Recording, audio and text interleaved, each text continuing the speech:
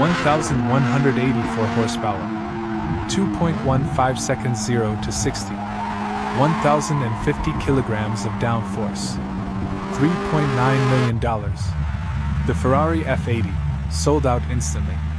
All 799 units gone before most people saw it. Welcome to CarCastDaily. Today, the Ferrari F80, the greatest Ferrari ever built. In my opinion, the F80 is not just the greatest Ferrari. It is the greatest car ever made. Ferrari's Big Six halo cars, 288 GTO, F40, F50, Enzo, LaFerrari, and now the F80. Each built to celebrate a milestone, the F80 celebrates Ferrari's 80th anniversary. All 799 units sold out immediately when revealed October 17, 2024. $3.9 million each. Gone before most people could even spell the name, I think. Selling 799 cars at $3.9 million each in hours is the most remarkable commercial achievement in automotive history. Subscribe to CarCastDaily. Hit the bell. Let's break down the most extreme Ferrari ever built. Ferrari was founded by Enzo Ferrari in 1947 in Maranello, Italy. 80 years later, the F80 is the most powerful road car they have ever built. The F80's design was directly inspired by the Ferrari F40, built for Ferrari's 40th anniversary. The black band on the bonnet is a tribute to the F40 and the classic 365 GTB/4 Daytona. In my opinion, the F40 tribute in the F80's design is the most beautiful gesture in modern automotive design. The F80 engine comes directly from the Ferrari 499P Le Mans winning race car. Two-time Le Mans 24 Hours winner. The same V6 block. Road legal. Extraordinary. Every single line on the F80 exists for aerodynamic function. Nothing is decorative. Chief designer Flavio Manzoni calls the front end mysterious, like a sci-fi vehicle. The S-duct, air enters under the nose and exits over the top of the bonnet. It creates a powerful low-pressure zone under the car, generating enormous downforce. I think the S-duct is the cleverest piece of aerodynamics ever fitted to a road car. 3 barge boards at the front split air, directing it over or under the car precisely. The front end alone generates 460 kilograms of downforce at 155 miles per hour. The active rear wing rises 200 millimeters and has 22 degrees of range of motion. High downforce mode, low drag DRS mode, air brake mode, fully automatic. If I had to choose, watching that rear wing rise in full downforce mode is the most dramatic sight in supercars today. The rear fender hunches are massive. Inspired by Ferrari's iconic 1960s race prototypes. Wide, muscular, covering 285/30 R20 front and 345/30 R20 rear Michelin Cup 2R tires. The rear diffuser is 1.8 meters long, a production car world record. The engine is tilted 1.3 degrees upward to give the diffuser maximum room to work. The F80 can be ordered in full exposed raw carbon fiber bodywork. One example at the launch was a naked carbon, menacing and extraordinary. For daily driving I would prefer the exposed carbon finish. No paint, just raw carbon. Extraordinary.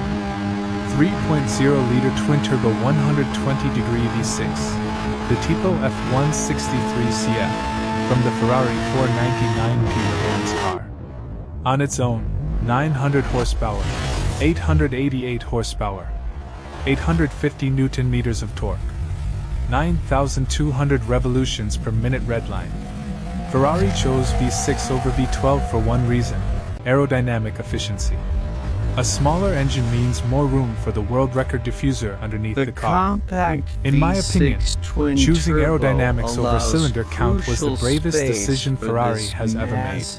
And it was right. Each turbocharger has an electric motor, called the MGUH, from Formula One technology. They eliminate turbo lag completely. Power is instant from any RPM. 2 electric motors on the front axle, 1 per wheel, providing torque vectoring.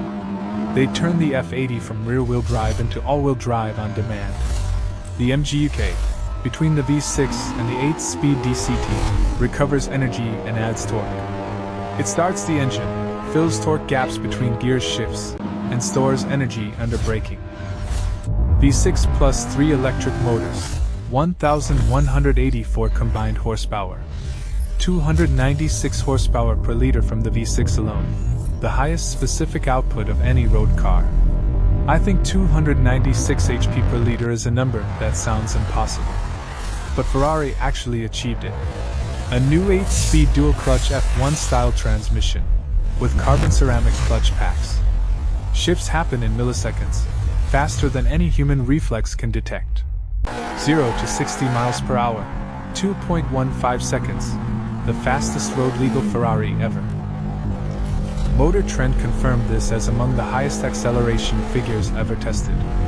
If I had to choose, 2.15 seconds launch in the F80 must feel like being fired from a cannon. 0 to 124 miles per hour in just 5.75 seconds.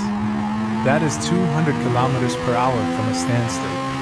By comparison, most sports cars cannot even reach 100 miles per hour in 5.75 seconds. Electronically limited top speed, 217 miles per hour, 350 kilometers per hour. Above 155 miles per hour, the active aerodynamics maintain constant 1,050 kilograms of downforce. The F80 lapped Fiorano in 1 minute 30 seconds, 4.4 seconds faster than the LaFerrari. The fastest lap time ever set by a road-legal Ferrari on the Fiorano test track. In my opinion, being 4.4 seconds faster than a LaFerrari at Fiorano is not an evolution. It is a revolution. The carbon fiber monocoque tub is 5% lighter than the LaFerrari's, and 50% stiffer in torsional rigidity. Same time. Extraordinary engineering. Each of the 4 suspension dampers has its own electric motor, 48-volt system. The motors actively apply force to the damper rod. No anti-roll bars needed. I think active suspension controlled by electric motors at each corner is the most sophisticated road car chassis ever built. Front downforce, at 155 miles per hour, rear downforce, 590 kilograms of total downforce, 1,050 kilograms, front downforce, and 460 kilograms, rear downforce, 590 kilograms. That is twice the downforce of the LaFerrari. At the same speed. Brake-by-wire system. No physical hydraulic connection to the brake pedal. The system integrates regenerative braking from electric motors with physical brake pressure.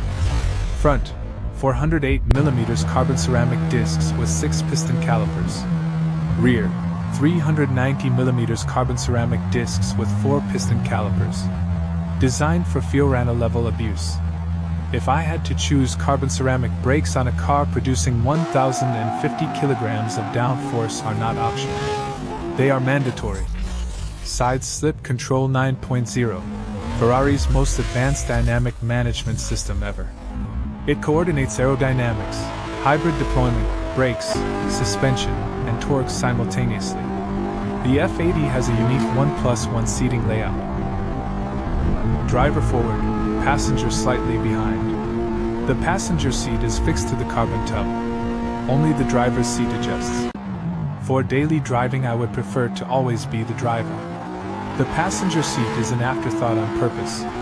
A squircle steering wheel, between square and round, with physical buttons for key functions. The Maranello on the right, wet, sport, race, qualify modes. In my opinion, the squircle steering wheel with Maranello is the most driver-focused control interface ever fitted to a road car. Right Maranello, wet, sport, race, qualify, for chassis dynamics. Left Maranello, hybrid, performance, qualify, for powertrain strategy. Qualify mode learns the track layout after a few laps. Then automatically deploys electric power at the optimal moment, for the fastest lap time. I think a car that learns the track and optimizes itself is no longer just a car. It is an intelligent partner. No rear window, replaced by a digital camera feed displayed inside the cockpit. Where the rear window would be, A fitted luggage piece slots neatly into the roof. Custom Michelin Pilot Sport L2 are tires developed exclusively for the F80. Extra strong shoulders to cope with the tremendous downforce forces during cornering. Top Gear calls road driving the F80 mesmerizing. Bump absorption is first class.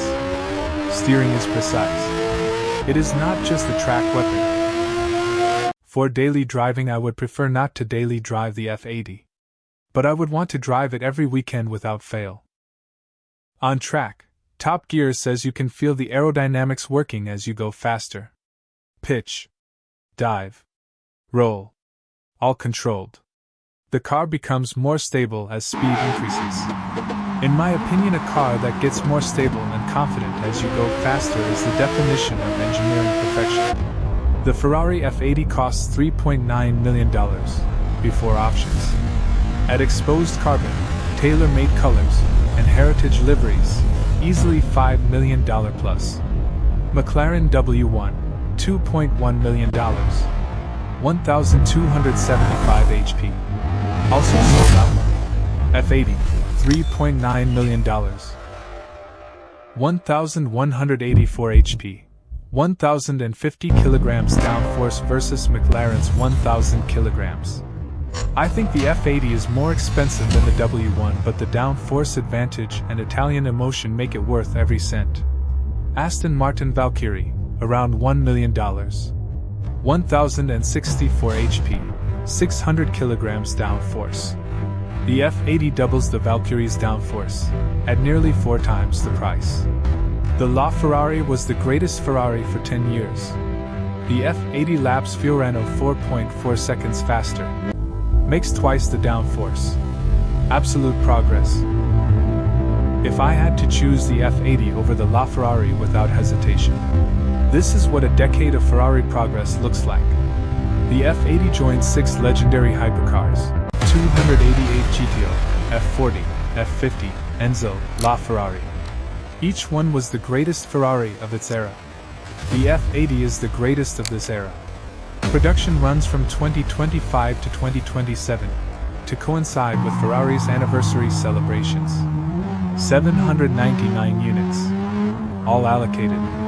Every one already owned before the first is delivered. Every F80 can be customized through Ferrari tailor-made, almost limitless choices. Heritage colors. Unique leathers. Custom carbon weaves. Each one can be truly unique. In my opinion, owning a tailor-made F80 is the closest any human can get to owning a one-of-a-kind object of art. Top Gear says, this is the best car Ferrari knows how to make in 2025.